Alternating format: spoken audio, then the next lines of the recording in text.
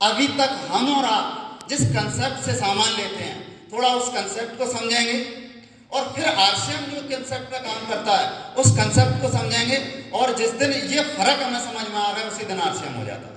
तो सबसे पहले हम उस कंसेप्ट को समझते हैं जिसको बोलते हैं ट्रेडिशनल बाजार, परंपरागत बाजार, जहाँ से हम आज तक सामान खरीदते हैं।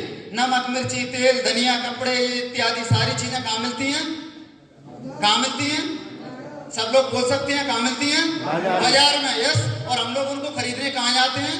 बाजार में। तो थोड़ा सा उस बाजार को समझते हैं। देखिए उसमें होता क्या है कि कोई भी वस्तु बनाने वाले होते हैं, ये कंपनी के मालिक हैं। ये कौन है?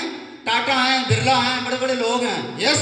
ये सामान बनाते हैं तो ये लागत लगाते हैं, मुनाफा निकालते हैं, टैक्स देते हैं। ऐसा माना जाता है कि लगभग 50% की लागत में कोई वस्तु ये बना के तैयार हो जाते हैं, तैयार कर लेते हैं। यानी कोई सामान यहाँ तैयार हो गया, लेकिन ये बना किसके लिए? ये बना है ग्राहक के लिए। यस। किसके लिए बना है ये? ग्राहक के लिए। किसके लिए? किसके लिए बना है? ग्राहक के लिए। क्या कभी ग्राहक सामान खरीदने ये कंपनी जाता है? नहीं जाता। इसका एक सिस्टम बना हुआ है, लेकिन दूसरी चीज, पहले तो खरीदने कंपनी नहीं जाता। दूसरी चीज, ये ग्राहक को जब तक कोई जानकारी नहीं होती तब तक ये सामान खरीदने बाजार में नहीं जाता है। तो ये जानकारी के लिए क्या कराते हैं? सबसे पहले इन्होंने प्रोडक्ट बनवाया और एक हमारे हिंदुस्तान की जानी माने कोई सेलिब्रिटी को बुलाते हैं, जो हमारे फिल्मी कलाकार हो सकते हैं, क्रिकेटर्स हैं, सेलिब्रिटी को बुलाते हैं, इनको पूरी दुनिया जानती है, और इन सेलिब्रिटी से ये विज्ञापन करवाते हैं। और ये विज्ञापन करते हैं टीवी पे, ये विज्ञापन करते हैं अखबार में, ये विज्ञापन करते हैं इंटरनेट के माध्यम से, और इसके माध्यम से इनका विज्ञापन करने के वजह से ये पूरा मैसेज, ये पूरी जानकारी किसको चली जाती है?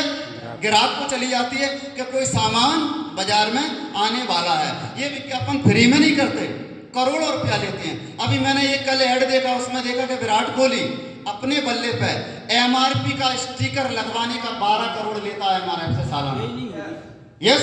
तो ये विज्ञापन करवाते हैं, ग्राहक को जानकारी हो गई। अब ग्राहक जाता है, इन्होंने विज्ञापन किया, कंपनी ने जो प्रोडक्ट ग्राहक को नहीं दिया डायरेक्ट, कंपनी से प्रोडक्ट एजेंट ने लिया, करोड़ों रुपया लगाकर ये एजेंसी लेते हैं, ये पैसा कमाते हैं, और पैसा कमा के ये डिस्ट्रीब्यूटर को बेच देते हैं, आगे बढ़ा देते हैं।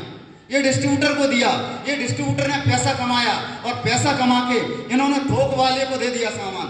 थोक वाले ने लाखों रुपए लगा के प्रोडक्ट खरीदा, और प्रोडक्ट खरीद के कमा के इन्होंने थोक वाले ने दुकानदार को बेच दिया।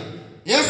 समझ रहे? ये प्रोडक्ट दुकान पे आ गया, और दुकानदार ने पैसा कमा के ये ग्राहक को बेच दिया। बात समझ में आ रही है? ग्राहक को किसने दिया? दुकानदार ने। अब इस पूरी प्रोसेस में क्या हुआ? कंपनी ने जो चीज 50 रुपए की बनाई, इनके बीच में पैसा बढ़ते वो ग्राहक तक 100 रुपए में पहुंची। कितने में? 100 रुपए में पहुंची। यानी कोई भी चीज यहाँ 50 रुपए की बनी तो ये बढ़ते ग्राहक को कितने में मिली? 100 रुपए में। बात को समझने का प्रयास करना। यदि ये बात समझ में आ गई तो आने वाले समय में आप करोड़ों के टर्नओवर के मालिक हो सकते हैं। 100 रुपए की आ गई। अब इस पूरे सिस्टम को अगर हम देखें तो ये ग्राहक 90% है। कितना है? 90%। ये नौकरी करता है, ये किसानी करता है, ये खेती करता है, ये मजदूरी करता है, कहीं से भी पैसा कमा के लाए, खर्च बाजार में करता है। 90% का पैसा 10% बिचौलियों में जा रहा है। इस पूरे सिस्टम में 90% ग्राहक खरीदारी करता है, और इनकम करने वाले 10% लोग होते हैं। इस पूरे सिस्टम की वजह से 90% पैसा हिंदुस्तान का 10% लोगों के पास है। पैसा इनने कमाया। क्या ग्राहक के घर में कोई इनकम आती है? नो। कोई इनकम आती है? नहीं आती है सर। इस सिस्टम को ध्यान से देखना है, गौर से देखो आप इन लोगों को जिनके घर में करोड़ों रुपया जा रहे हैं, और गौर से देखो इस ग्राहक को जिसकी हालत कैसी है। फर्क स्पष्ट दिख रहा है, पैसे की चमक। इनको कोई पैसा नहीं मिलता, इनको खाली क्या मिला? केवल प्रोडक्ट। क्या मिलता है? सामान। ये ग्राहक जब भी दुकान से सामान लेते हैं, पैसा ओरिजिनल देते हैं, असली देते हैं, लेकिन क्या इस ग्राहक को कोई दुकानदार असली सामान की गारंटी देता है? भाई साहब सामान अपन दुकान से लेते हैं, कोई बोलता है मेरा सामान गारंटी है? नहीं बोलता। इसको कोई गारंटी नहीं देता। क्यों नहीं देता? क्योंकि ये जो बीच के लोग हैं, इनका अभी बीच का पैसा कमा के मन नहीं भरा। ये अपना पैसा बढ़ाने के लिए यहाँ बैठ के मिलावट कर रहे हैं, डुप्लीकेसी कर रहे हैं, यहाँ मिलावट कर रहे हैं। तो जब ये मिलावट कर रहे हैं तो सामान भी ग्राहक को कैसे मिल रहा है?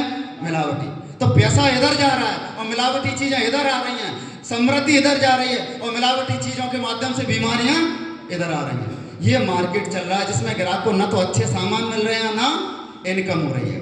ये पुराना तरीका है, 100 सालों से चला आ रहा है। क्या इस तरीके को चलने दिया जाना चाहिए? नो। हमने कपड़े अपडेट करे, हमने एजुकेशन अपडेट करी, हमने नॉलेज अपडेट करी, गाड़ी अपडेट करी, टीवी अपडेट करी, विचार अपडेट करे, शादी करने के तरीके अपडेट करे, सोशल दायरा अपडेट किया, हर चीज अपडेट करी। लेकिन आज तक अगर अपडेट नहीं किया है तो ये मार्केटिंग सिस्टम अपडेट नहीं किया। क्या इसको अपडेट होना चाहिए? यस। तो इसमें अपडेशन आई है एक ऐसा तरीका जो 1959 में अमेरिका से काम कर रहा था, 30 साल पहले भारत में आया और सन 2000 में आरसीएम ने इस कंसेप्ट पे काम करने का जो है पीड़ा उठाया। जोरदार ताली होना चाहिए आरसीएम के लिए। क्या है डायरेक्ट सेलिंग? डायरेक्ट सेलिंग में क्या देखा गया? क्या बनाने वाला मुख्य है। कौन है? बनाने वाला चाहिए। ये नहीं होगा तो सामान आएगा कहाँ से? दूसरा देखा कि उपयोग करने वाला जरूरी है। बन जाएगा तो जाएगा कहाँ, तो आएगा कहाँ और जाएगा कहाँ, ये दो महत्वपूर्ण है।